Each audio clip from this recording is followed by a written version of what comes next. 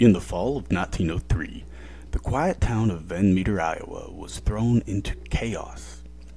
People in this little farming town had never seen anything like it before. A silent figure gliding across rooftops, a blinding beam of light shooting from a strange horn in its head, and then gunshots, lots of them. The town's most respected citizens opened fire night after night, but whatever this thing was, it didn't die. It didn't even bleed. And then, just as quickly as it appeared, it vanished. Welcome back to Legends May Live, where we explore the strange, the mysterious, and the downright eerie. I'm Drew, and today we're chasing shadows through cornfields, searching for Iowa's own monster in the dark, the Van Meter Visitor.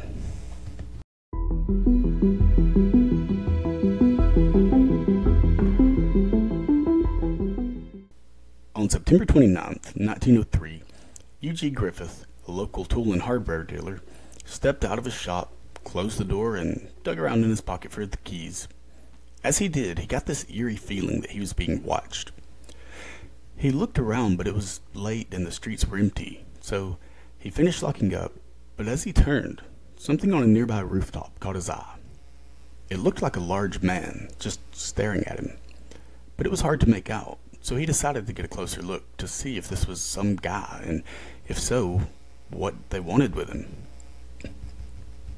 But as Griffith approached, the figure leapt across the street, effortlessly. It didn't get a run and go, it just did a standing jump off of the building to the other side of the street.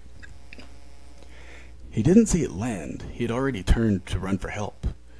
But by the time he returned, the thing that he saw was gone.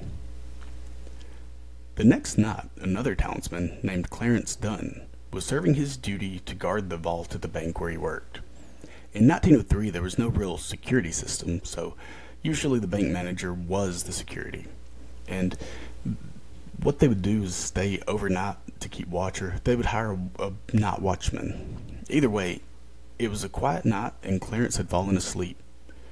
He was confident that any attempts to break in would cause him to wake up. And sure enough, in the middle of the night, he's jolted awake by this loud thud at the door. He listens closely, and then there's another thud, followed by some sort of scraping sound. So he's thinking someone was out there kicking and using a crowbar to try to pry the locked doors open. So right away he gets up, grabs a shotgun, he quietly went out the back door and crept around the side of the bank. But just as he rounded the corner, he came face to face with a monster-like creature. It was tall, at least 8 feet, with huge, leathery, bat-like wings. And then on its head, it had this oddly blunt horn that kind of glowed similar to how fireflies shine. It was casting an eerie beam of light through the fog. Dunn was immediately shocked and horrified by this humanoid that looked like it crawled straight out of hell. So he raised up his shotgun and fired all 5 rounds from his pump-action Winchester 1897. He hit this thing directly in the chest, or so he thought. But if they did make contact, they barely phased whatever this thing was. It leapt toward the sky and quickly vanished over the rooftops. By the third night, Van Meter was gripped with fear. This wasn't just a one-off. These sightings were increasing. And now they were happening all over town. Dr. Alcott, a prominent local physician, also saw the creature, but this time it left behind a stench so foul he reportedly vomited. Other townspeople began seeing the light beam, sometimes before the creature appeared and sometimes after. Some thought it was a ghost, others a demon, but a few insisted it was an extraterrestrial. The most alarming report came from an old abandoned brickyard mine on the edge of town. That's where they heard it. Not just one creature, but 2. Wings flapping, shrill cries in the dark. One resident swore he saw the creatures fly into the mine shaft and disappear below. Right away, the townsmen decided that they were not going to let this thing terrorize them any longer. And now that they knew where it was living, they grabbed their guns, formed a posse, and gathered outside the brickyard mines.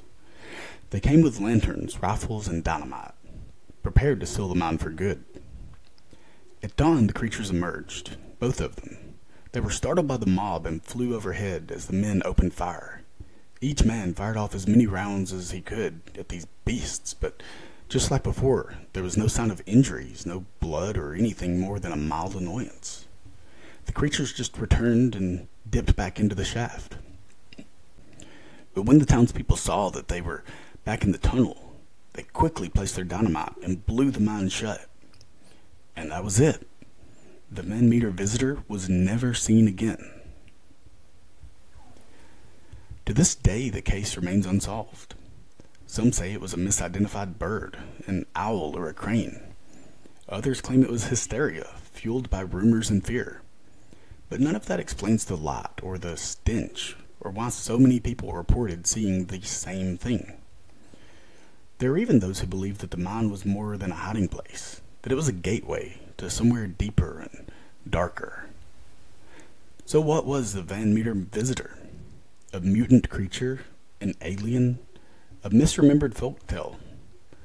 Or is it still down there, waiting?